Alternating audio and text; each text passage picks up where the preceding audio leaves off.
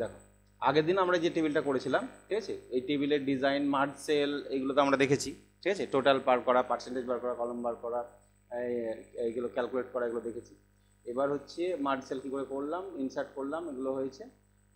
ডিলিটও কীভাবে করবো সেটা হয়েছে, ঠিক আছে। আর টোটাল পার্সেন্টেজ কীভাবে ক্যালকুলেশন করবো এটাও আমরা এখানে দেখিয়েছি। তো এই টেবিল যখনই তুমি পেজে নেবে, ধরে নাও এই পেজে আমরা একটা টেবিল নিয়েছি, এই পেজটা দেখো ভালো করে এটা ছোটো করি, এই পেজের উপর টেবিলটা নিয়েছি। এই টেবিলের জন্য আমাকে ডিজাইন বলে একটা ট্যাব দেবে এবং লেআউট বলে একটা এক্সট্রা ট্যাব দেবে। তো এই ডিজাইন ট্যাব এবং লেআউট ট্যাব থেকে কী কী করা যাবে? প্রথমত আমরা লেআউট ট্যাব থেকে কিছু কাজ করলাম, যেভাবে ডিলিট, তারপরে ইনসার্ট, তারপরে মার্জ সেল, ঠিক আছে। এবার কিছু অপশান আছে যেগুলো ওখানে লেখা নাই পেজে আমার, কিন্তু তোমাদের এখান থেকে দেখিয়ে দিই যে অপশানগুলো অনেক সময় কাজে লাগে, ঠিক আছে। তো সেই অপশানগুলো হচ্ছে কী কী? প্রথমত ফার্স্টে আমি ডিজাইনটা বলে নিই, ঠিক আছে। ডিজাইনটা খুব বেশি কিছু নাই। ডিজাইনে কি আছে, এইখানে যে ডিজাইনগুলো আছে এইগুলো কি আছে, যে হেডার, এটাকে টপ রোটাকে অ্যাজ এ হেডার, ফার্স্ট কলমটাকে এগুলো করে চেঞ্জ করা যায়। তো এখানে যেটা আছে এটা হচ্ছে ডিজাইন, এগুলো প্রি ডিজাইন কিছু টেবিলের ডিজাইন দিয়ে দিয়েছে ফরম্যাট। এই ডিজাইনের মধ্যে থেকে যদি মনে করো যে তুমি কোনো ডিজাইন নেবো, তাহলে জাস্ট সেটার উপর মাউস নিয়ে গেলে তুমি প্রিভিউটা দেখতে পাবে এবং ক্লিক করলে সেটা সেট হয়ে যাবে। ওকে, এটা হচ্ছে টেবিল ডিজাইন চেঞ্জ করার জন্য, টেবিলের স্টাইল ডিজাইনগুলো চেঞ্জ করার জন্য। তো এইটা যদি তোমার পছন্দ না হয় তুমি নিজের ইচ্ছা মতন করতে পারো। নিজের ইচ্ছা কীভাবে করতে হয় সেটা আমরা বর্ডার এবং শেডিং আলাদা করে দিতে হবে, সিলেক্ট করে করে। তুমি চাইছো যে আমার এই সেলগুলোর কালার আলাদা হবে, তাহলে এই সেলগুলোকে তুমি সিলেক্ট করে নাও। সিলেক্ট করে নিয়ে শেডিংয়ে গিয়ে এখান থেকে তুমি নিজের ইচ্ছা মতন কালার চুজ করে দাও, যে কালারটা দিলে ভালো হবে সেই কালারটা দিবে। তোমার এই সেলগুলোর সাবজেক্টের সেলগুলোর কালার আলাদা হবে, শেডিংয়ে যাবে, এখান থেকে কালার তুমি চেঞ্জ করে দেবে। এই নামেরগুলোর কালার চেঞ্জ হবে আলাদা, সিলেক্ট করবে, শেডিংয়ে যাবে, ইচ্ছা মতন কালার এখান থেকে চুজ করে নেবে, ঠিক আছে। তাহলে এইভাবে আমরা এগুলো আলাদা আলাদা করে চেঞ্জ করতে পারবো। আর এই বর্ডার স্টাইলটা চেঞ্জ করার জন্য পুরো টেবিলটা একসাথে সিলেক্ট করে নাও। সিলেক্ট করে নিয়ে বর্ডারে যাবে, বর্ডারের মধ্যে গিয়ে এই যে লাস্ট যে অপশানটা আছে বর্ডার অ্যান্ড শেডিং, এই বর্ডার অ্যান্ড শেডিংয়ে গিয়ে তুমি এখান থেকে বর্ডার স্টাইল চুজ করে নেবে ইচ্ছা মতন, যে স্টাইলটা দিতে চাইছো।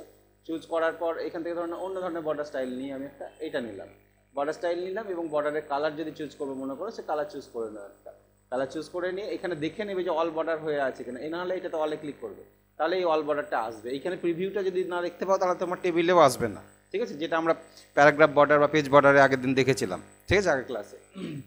ওকে করি, তাহলে আমার পুরো টেবিলে এই বর্ডারটা সেট হয়ে যাবে যে কালার নেব। তাহলে এইটা হলো। নেক্সট এইখানে আরও কিছু জিনিস আছে, এখানে দেখো কি লেখা আছে, ড্র বর্ডার এবং ইরেজার দুটো অপশান আছে, এই ড্র টেবিল এবং ইরেজার। ড্র টেবিল কি হয়, আমরা ইনসার্টের ভিতর থেকে গিয়ে তো এই টেবিলটা নিলাম, তো আমি ইচ্ছা করলে ড্র টেবিল অপশান থেকেও ডাইরেক্টলি এটা করার পর তো অবশ্যই তোমাকে একটা টেবিল নিতে হবে, টেবিল নেওয়ার পর তোমাকে ড্র করতে হবে, না হলে তো তোমার এই ট্যাবটা আসবেই না, ঠিক আছে। তাহলে কী করবো, ড্র টেবিলে যাবো। ড্র টেবিলে গিয়ে আমি দেখো আলাদা করে আবার টেবিল ড্র করতে পারি। একটা চারকোনা এরকম একটা টেবিল নিয়ে নিলাম, ঠিক আছে। কটা কলম নিব, একটা কলম, এই কলমটা এরকম সাইজ থাকবে এবং এই কলমটা এরকম সাইজ থাকবে, এবং রো, প্রথমের রোটা আমি একটু ছোটো নিলাম, ঠিক আছে, পরের রোগুলো একটু বড় বড় করে এরকম দরকার আমার। তাহলে ইচ্ছা মতো আমি ড্র করে নিতে পারছি। তোমার যদি মনে করো এই সেলের ভিতরে আরও দুটো কলম নিব, সেটাও তুমি করতে পারবে, হয়েছে। এটাকে আরও তুমি ঢোকাবে এইভাবে, সেটাও করতে পারবে। তোমার যদি মনে হয় কোনাকোনে একটা দাগ দেবো, এটাও ড্র টেবিলে করা যায়, কিন্তু নর্মাল টেবিল অপশানে এগুলো পারা যাবে না। ড্র টেবিল এটা, এই ড্র টেবিলটাকে তুমি ইচ্ছা মতন ড্র করে নিতে পারো। এবার ইরেজারের কাজ কি, আমরা যেমন সেল সিলেক্ট করে মার্জ করছিলাম, তুমি মার্জ করার জন্য এটাকে ইউজ করতে পারো, এটাকে মার্জ করে দাও, বুঝতে পারছো। মার্জ সেল করছিলাম না আমরা সিলেক্ট করে, সেটা আমরা এখান থেকে এইটার সাহায্যেও করতে পারি। এখান থেকে টেনে দিলাম এতটা, এইখান থেকে এইভাবে টেনে দিলাম, মার্জ হয়ে গেল। এইটাকে এটাকে মিটিয়ে দিলাম, এটার উপর ক্লিক করে মিটিয়ে গেল মার্জ সেল। তাহলে একটা টেবিল নিয়ে এই যে মার্জ সেল আমরা এগুলো করেছি, এখান থেকে আমরা মার্জ সেল করতে পারি। এইটাকে সিলেক্ট করে মার্জ করে দিলাম, মার্জ হয়ে গেল, ঠিক আছে। আমি আন্ডু করে আবার নিয়ে এলাম। ওকে, তাহলে এই ড্র টেবিল আর ইরেজার দিয়ে আমরা ড্রয়িং করে নিতে পারি টেবিলকে, এটা দেখার ছিল। এবার চলে আসি লেআউটের মধ্যে। লেআউটের মধ্যে যেগুলো কাজে লাগে আমাদের, লেআউটের মধ্যে থেকে এখানে গ্রিড লাইন্স মানে হচ্ছে বর্ডারটা থাক, ডিলিট তো দেখিয়েছি, ইনসার্ট অ্যাবভ এগুলো করেছি। মার্জ সেলটা করলাম, যেভাবে আমরা সেল সিলেক্ট করে, যে দুটো সেল সিলেক্ট করে মার্জ করলে মার্জ হয়ে যাবে, দুটো বা তার অধিক সিলেক্ট করে। তো মার্জের পরে একটা দেখতে পাচ্ছি কি স্প্লিট সেল। স্প্লিট মানে হচ্ছে ভাঙা। একটা সেলের ভিতরে আরও যদি রো কলম ঢোকাতে চাও, যেমন এই সেলের ভিতরে আমি 3টে কলম দিয়েছিলাম, একটা রো, 2টো রো দিয়েছিলাম, তাই না? তাহলে এইটা আমরা ডাইরেক্টলি ড্র না করে স্প্লিট সেলের সাহায্যেও করতে পারো। স্প্লিট সেলে যাবে, সেলের মধ্যে কার্সারটাকে রাখবে, স্প্লিট সেলে ক্লিক করবে, ক্লিক করে তুমি ওর মধ্যে কটা কলম দিতে চাইছো লিখে দাও। আমি 3টে কলম দিতে চাইছি এবং 3টে রো দিতে চাইছি। 3টে কলম 3টে রো এই সেলটার ভিতরে, ওকে করো। এই দেখো, একটা কলম, 2টো কলম, 3টে কলম হয়ে গেছে এবং একটা রো, 2টো রো, 3টে রো হয়ে গেছে। এটাকে বলা হয় স্প্লিট সেল। সেলকে ভাঙা মানে সেলের ভিতরে আবার সেল ঢুকিয়ে দেওয়া। তো সেল ঢুকাতে গেলে সেই রো কলম লাগবেই আমাদের। তাহলে স্প্লিট সেলের সাহায্যে যেটা আমরা করতে পারি প্রয়োজনে, যেটা আমরা ড্র করে করলাম, তাই না? এটা ড্র করে করতে গেলে কি করতে হবে, এখানে ড্র টেবিলে যাবে, দিয়ে এই জিনিসটা যদি করতে চাও তাহলে 3টে কলম নিয়ে নাও, এখান থেকে একটা দাগ দিয়ে দাও, এইখান থেকে একটা দাগ দিয়ে দাও, এখান থেকে একটা দাগ দিয়ে দাও, ওটা বেশি টানা হয়ে গেছিলো আমার। তারপরে 3টে কলম, একটা কলম, এই ঠিক আছে। এইটা ড্র টেবিল তুলে দিলাম। লেআউটে আসি, আর কি আছে লেআউট থেকে, স্প্লিট টেবিল। স্প্লিট মানে ভাঙা। সেলকে যেমন আমরা ভেঙে একাধিক সেল করতে পারছি, সেরকম টেবিলটাকে পুরোটাই ভাঙতে পারবে। তবে টেবিল ভাঙে রো ওয়াইজ, কলম ওয়াইজ ভাঙবে না। টেবিল, স্প্লিট টেবিল, আমি ডিজাইন লেআউটে গেলাম, স্প্লিট টেবিলের কাজ দেখো। এই টেবিলটাকে যদি 2 ভাগে ভাগ করি কলম ওয়াইজ, এটা হবে না, এটা রো ওয়াইজ এরকম করে ভাঙা যাবে। ভাঙা বলতে তুমি চাইছো যে আমার কার্সারটা এখানে আছে, এই ওপরে যে রেজাল্ট শিট লেখা আছে, বা আমি মাঝখানে কার্সার রাখলাম, এই যে BSK, ঠিক আছে, এইখানে। তাহলে এখান থেকে টেবিলটাকে 2 ভাগে ভাগ করতে গেছি, ভাঙতে চাইছি, তখন তুমি স্প্লিট টেবিলে ক্লিক করো। দেখো ওইখান থেকে 2 ভাগে ভেঙে গেছে, এটা এর উপর চেপে গেছে, এইটার উপরে চেপে গেছে, এটাকে ধরে তুমি ওপরে তুলে দিতে পারো, এইটাকে ধরে পরেরটাকে ধরে নিচে নামিয়ে দাও। ওই BSK থেকে নিচেটা ভেঙে গেছে, আর এটা ভেঙে গেছে, এটা উপরে পাঠিয়ে দিচ্ছি, এটা নিয়ে পাঠিয়েছি ভুল, ঠিক আছে। এটাকে আমি আন্ডু করে আবার সঠিক অবস্থায় নিয়ে আসি। তাহলে স্প্লিট টেবিলটাকে স্প্লিট করতে হবে। আমি এই ওপরে ক্লিক করলাম, এখান থেকে স্প্লিট করে দিচ্ছি, দেখো এখান থেকে স্প্লিট টেবিল করে দিলাম। তাহলে কি হলো, যেটা এক্সট্রা তৈরি হলো, এটাকে নিচে নামিয়ে, তাহলে এই রেজাল্ট শিটটা আমার উপরে থেকে গেল শুধু, দেখো, আর এটা আমার নিচে চলে গেল, 2টো টেবিল হয়ে গেল। এটা একটা টেবিল, এটা একটা টেবিল, এটাকে বলা হয় স্প্লিট টেবিল। তাহলে টেবিল স্প্লিট আমরা করতে পারি এই অপশানটার সাহায্যে। এখানে হলো এইগুলো কি আছে, এইগুলো আছে যে তোমার যে এই যে রো আছে, এই যে টোটাল যে রোটা আছে, এই রোয়ের যে হাইট, উইথ, মানে লম্বা চওড়া, এগুলো যদি বাড়াতে চাও কী করে বড় করবো বলো? আমার এই রোটা চওড়া করবো, আরও চওড়া করবো, এইটা যতটা চওড়া আছে তার থেকে বেশি চওড়া করবো, কী করে করবো? আমাকে এই বর্ডারের উপর মাউস নিয়ে যেতে হবে, টেনে এভাবে বাড়িয়ে দিতে হবে, তাহলে বেরিয়ে যাবে। কলমটাকে বড় করবে, কলমের উপর মাউস নিয়ে যাবে, দেখো পয়েন্টার আসছে, দিয়ে টেনে বড় করে দেবে, বড় হয়ে যাবে। ওকে, এই জিনিসটা এইখান থেকে কি হয়, বাড়ানো কমানো যায়। দেখো এখান থেকে আমরা বাড়াতে পারবো, এখান থেকে বাড়াতে পারবো, কমাতে পারবো, এই যে এগুলো দেওয়া আছে, বুঝতে পারছো তো? এখান থেকে বাড়াতে পারবো, আবার কমাতে পারবো, এই যে এগুলো সংখ্যা ভ্যালুগুলো দিয়ে আমরা এগুলো চেঞ্জ করতে পারবো। তো এইখানটাকে দিয়ে তুমি অ্যাডজাস্ট করতে পারো। যদি না মনে হয় যে ভালো লাগছে না, আমি মাউস দিয়ে টেনেই ঠিক করে নেব, ঠিক আছে, আমার অ্যাডজাস্ট মতন মাউস দিয়ে টেনে আমি ঠিক করে নেব। আন্ডু করে আমি আগের অবস্থায় চলে এলাম, ঠিক আছে। তাহলে টেবিলের এগুলো রো হাইটগুলো আমরা চেঞ্জ করে নিতে পারি। ওকে, শিফট। আচ্ছা, আমি আরেকটা ইনসার্ট করে নিই টেবিল। ধরুন এখান থেকে টেবিলে গেলাম, টেবিলে গিয়ে কোনো একটা টেবিল আমি এখানে নিয়ে নিলাম। এই যখন একাধিক টেবিল নেবে তখন একটা সমস্যা হয়, এই টেবিলগুলো এর উপরে চেপে যায় বা এই হয়ে যায়। এটা পেজ সেটআপটা ঠিক করে নিয়ে নিলে বা কার্সারটা ঠিকঠাক জায়গায় রাখলে তোমার এই সমস্যাগুলো হবে না।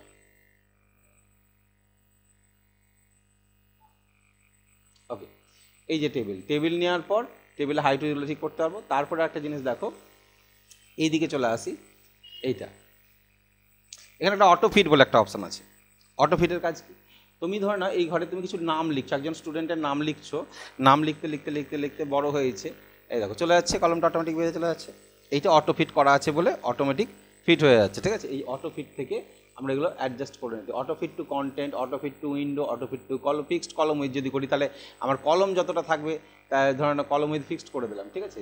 তাহলে আর বাড়ছে কিনা দেখি, কলম বাড়ছে, বড় হচ্ছে, কি হচ্ছে লেখাটা নিচে চলে আসছে, নিচে আসুক। কারণ আমি যদি একটাকে বড় করে দিই অন্যগুলো তো ছোটো হয়ে যাবে, তাই না? তাহলে সেইগুলো আমাকে দেখতে হবে যে এরকম অটোমেটিক হয়েছে, তখন আমাকে এখান থেকে গিয়ে এটাকে কী করতে হবে, চেঞ্জ করতে হবে, ঠিক আছে। এটা অনেক সময় দেখা তোমার পেজ থেকে বার হয়ে চলে যাচ্ছে, তখন তোমাকে অটো ফিট টু উইন্ডো করতে হবে, যেন আমার টেবিল ওই উইন্ডোর মধ্যেই থাকে, ওর থেকে বেরিয়ে না যায়। ওকে, তাহলে এই অপশানগুলো আমরা এখান থেকে চেঞ্জ করতে পারবো। নেক্সট আরেকটা এই যেগুলো দেখতে পাচ্ছি আমরা, এইগুলো হচ্ছে অ্যালাইনমেন্ট। আগের দিন তো বলেইছিলাম এই যে নেম লেখাটা সেলের ওপর ধারে আছে, তাই না? তাহলে এই অ্যালাইনমেন্টগুলো আমরা চেঞ্জ করতে পারি। কোনটা করলে ভালো হবে, ঠিক সেন্টারে সেন্টারটা, তাই না? এটাতে ক্লিক করলাম চলে আসবে। তো একটার হয়ে যাচ্ছে, তখন পুরো টেবিলটাকে সিলেক্ট করে আমি যদি করে দিই তাহলে সব টেবিলেরই সেন্টারে চলে আসবে লেখাগুলো। ওকে, অ্যালাইনমেন্টটা চেঞ্জ করে নিতে পারবো। পরবর্তীতে আছে এইখানে আছে ডাইরেকশান। ডাইরেকশানটা হচ্ছে রোটেট করা যায়। সাপোজ এই যে বেঙ্গলি, ইংলিশ, ম্যাথ, হিস্ট্রি, আমি চাইছি এই যে লেখাটা যদি কলমটা ছোটও করি আমি, কতটা ছোট হবে? এই বেঙ্গলি যতটা লেখা তার বেশিতে ছোট হবে না? তাহলে তোমার যদি অনেকগুলো সাবজেক্ট থাকে, আমি আচ্ছা বর্ডারটা নর্মাল করে দিয়েছি, ঠিক আছে, বর্ডার তুলে দিয়েছি, ডিজাইনে গিয়ে বর্ডার অ্যান্ড শেডিং, বর্ডারে গিয়ে কী করলাম, নান করলে তো কিছুই থাকবে না, বুঝতে পেরেছি তো, নর্মাল বর্ডারটা দিলাম, ওকে, নর্মাল বর্ডারটা, নান করলে কিছুই থাকবে না, হারিয়ে যাবে, বুঝতে পেরেছো? এই যে ডবল ক্লিক করলে অটো ফিট হয়ে যায়, ডবল ক্লিক করলে অটো ফিট হয়ে যায়, তুমি টেনে ঠিক করতে পারো, ডাবল ক্লিক করলে অটো ফিট হয়ে যায়। তো দেখা গেল তোমার যে 8টা সাবজেক্ট, তো 8টা সাবজেক্টের নাম যদি এখানে লেখো পরপর, তাহলে কেন 8টার সম্ভাবনাটা কমে যাবে, তাই তো আঁটছে না। তখন এই জিনিসটা, কারণ নাম্বারগুলো তো বেশি জায়গা ঘিরছে না, কিন্তু এই যে BNGLI বা গোটায় লিখলে, সাবজেক্টের নাম যদি গোটায় লিখো, তাহলে এটা অনেকটা বড় জায়গা নিয়ে নেবে, আঁটছে না।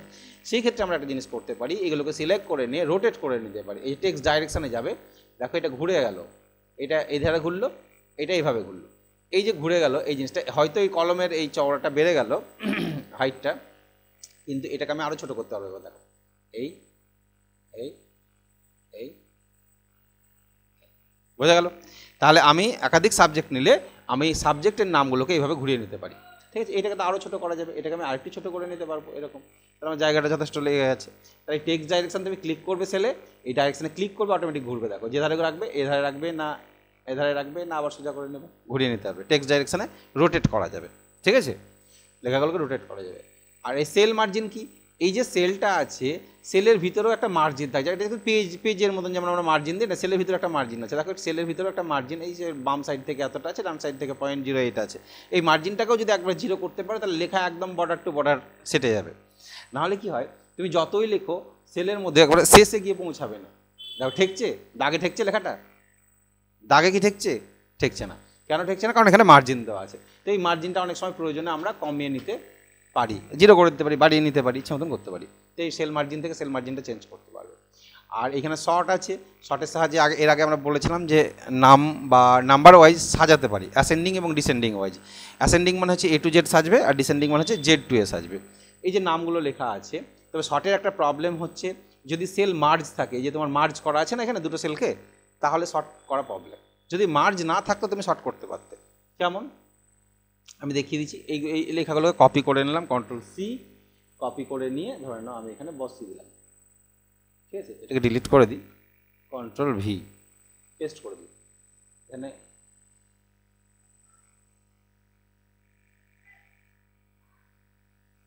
ওপরে হেডিংগুলো আরও নেওয়া ছিল না, ঠিক আছে। তো এখানে হেডিং করে দিলাম আমি, জাস্ট এটা নেম, হেডিংগুলো না নিলে অসুবিধা আছে, ঠিক আছে, না নিলে অসুবিধা আছে। তার জন্য আমি একটা জিনিস করি, কি করব, প্রথমত এটা ঠিকঠাক করতে গেলে যে রোটা আছে সেটাকে ডিলিট করে দিই। রোটা কী করলাম, ডিলিট করে দিলাম আমি, এবং একটা রো ইনসার্ট করে দিলাম অ্যাবোভে, ওপরে চলে এলো, তাহলে তো হেডিং তৈরি হয়ে যাবে, তাই না। তাহলে এখানে লিখে দিলাম নেম, রোল, ক্লাস, এটা Bengali, English, history, Jio, total percentage. হ্যাঁ কি, হ্যাঁ জিও এয়ারটেল বলা, ওই জিওটা জিআইও, হ্যাঁ এটা জিওগ্রাফি, ঠিক আছে।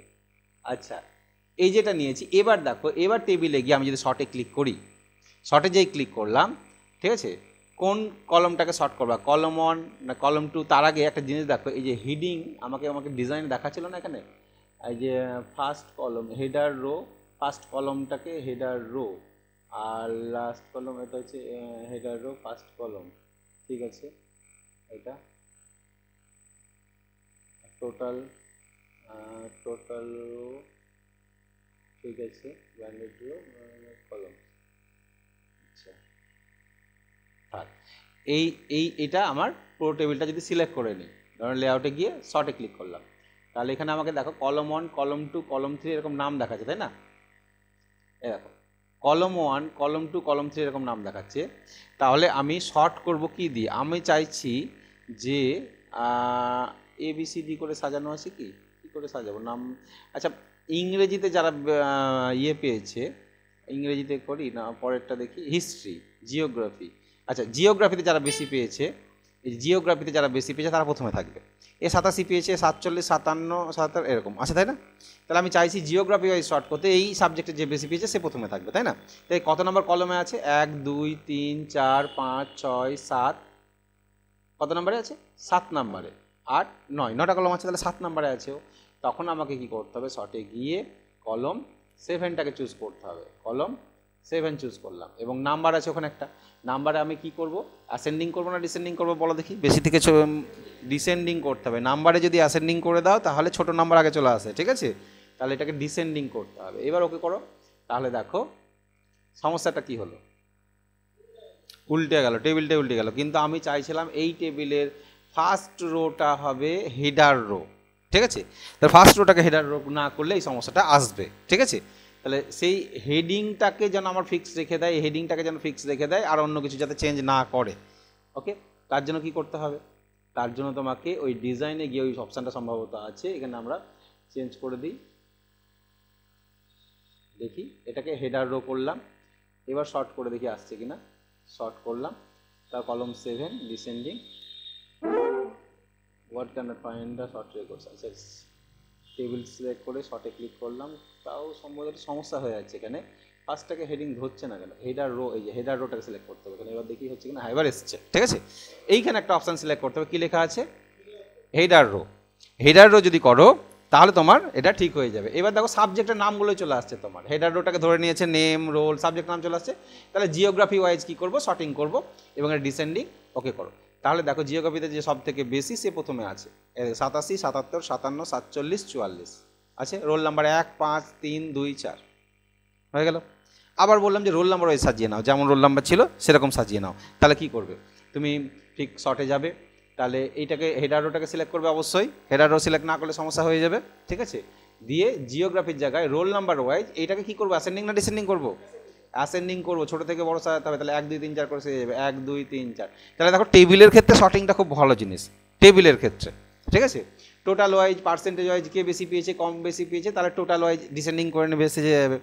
A to Z যদি নাম সাজাতে চাও তাহলে এই নামকে করে নেবে অ্যাসেন্ডিং ডিসেন্ডিং, ঠিক আছে? তাহলে এইভাবে সাবজেক্ট ওয়াইজ তুমি করতে পারো। এই শর্টিংটা এখান থেকে করতে পারো। এই শর্টগুলো আমরা MS এক্সেলে গিয়ে আরও ভালো শিখবো, ঠিক আছে? শর্টের আরও অপশান আছে। আচ্ছা, এটা হয়ে গেল।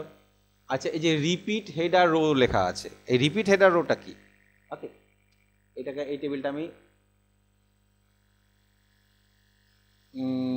এটা ডিলিট করে দিলাম। এই টেবিলটাকে উপরে রাখি। আরও আছে টেবিল? আচ্ছা, রেজাল্ট শিট, এটা থাক, এটা ডিলিট করে দিই। ডিলিট করার জন্য সিলেক্ট করবে, এখানে ডিলিটে গিয়ে ডিলিট রো টেবিল যা করবে ডিলিট হয়ে যাবে, ঠিক আছে? এই টেবিলটাকে উপরে রাখি। এবার দেখো, তোমার ধরে নাও এই টেবিলে এন্ট্রি করছো তুমি, এন্ট্রি করতে করতে মানে অনেক এন্ট্রি করতে হচ্ছে, প্রচুর এন্ট্রি করতে হচ্ছে। এন্ট্রি করতে করতে একটা পাতা শেষ হয়ে গেলে কি হবে বলো? এন্ট্রি করতে করতে যদি তোমার একটা পাতা শেষ হয়ে যায়, ট্যাব মারবে, অটোমেটিক তো রো বেড়ে যাবে, ঠিক আছে? এন্ট্রি করছো, একটা পাতা শেষ হয়ে গেল, তখন কি হলো? পরের পাতা চলে এলো না? কিন্তু পরের পাতাতে সমস্যা কি হচ্ছে? এই উপরে কোন হেডিংয়ে কি আছে ফার্স্ট পাতাতে দেখতে পাচ্ছি, পরের পাতায় দেখতে পাচ্ছ কি? তাহলে এই পাতাতে তো হেডিংটা থাকলে তো ভালো হতো, তাই না? তখন তোমাকে এই অপশানটা ক্লিক করতে হবে এই লেআউটের মধ্যে, এই যে এটা, ঠিক আছে? রিপিট হেডার রো, এটা ক্লিক করতে হবে। তো এখানে দেখা যাচ্ছে? দেখা যাচ্ছে না। প্রিন্ট করে দেখি দেখা যাচ্ছে কিনা। প্রিন্ট প্রিভিউ যায়, প্রিন্ট প্রিভিউ আসছে না। ক্লোজ, এটা তো আসার কথা। তাহলে কি করলাম? এটা ইনঅ্যাক্টিভ, এটা অ্যাক্টিভ।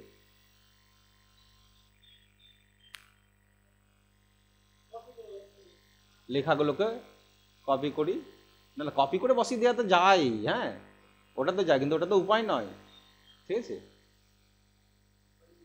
হ্যাঁ, ওটা তো উপায় নয়।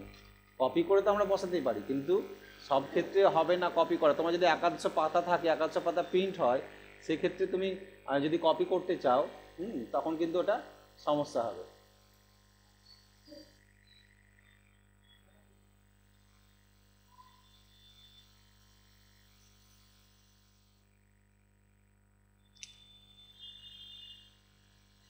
দেখাচ্ছে না কেন?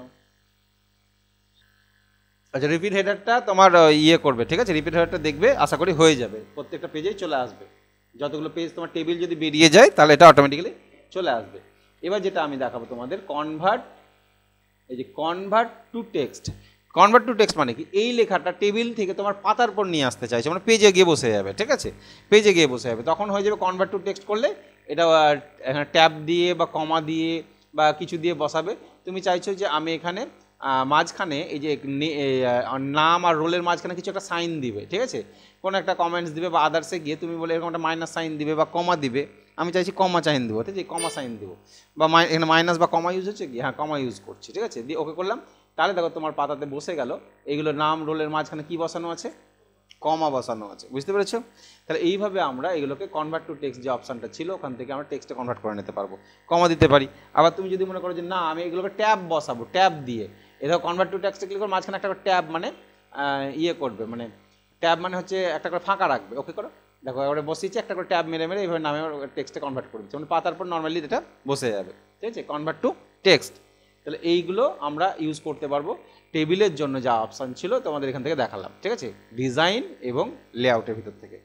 ওকে, এগুলো একটা টেবিল নিয়ে, তাহলে ভাববো আমি ইনসার্টের একটা অপশান টেবিল, টেবিলের ভিতরে কতগুলো অপশান আছে, কতগুলো অপশান তোমাদেরকে আলাদা করে দেখাতে হচ্ছে, প্রত্যেকটা অপশান ইন্ডিভিজুয়াল লেখানো সম্ভব না। এগুলো কি করতে হবে, তুমি একটা টেবিল নেবে, টেবিল নেওয়ার পর ডিজাইন আসবে, লেআউট আসবে, সেখানে গিয়ে তোমাকে প্র্যাকটিক্যালি জাস্ট একটু প্র্যাকটিস করে দেখতে হবে কোন অপশানটা কী করছে, ঠিক আছে, এগুলো করতে হবে, নাহলে এগুলো পারবে না। এবার আসবো আমরা ইনসার্টের পরের অপশান, তো এটা স্টপ করে দিই।